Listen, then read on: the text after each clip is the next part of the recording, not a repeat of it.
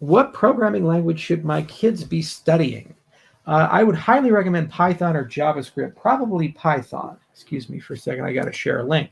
But Python is a really cool programming language because it does everything that you would expect programming language to do. It's really easy to learn, and there's phenomenal pedagogy for that language. And by pedagogy, I mean is that there's lots of learning materials. It's really easy to use, really easy to play around with. Here we go. There we go.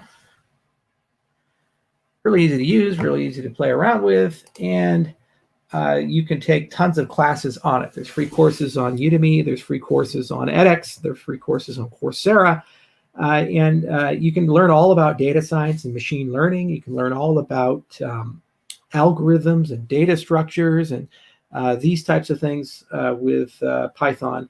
And it's a gateway drug. Once you've learned those things, you can directly apply that knowledge to any object-oriented programming language. So you can go and be C++ and Java and other enterprise-grade languages. So Python is definitely it.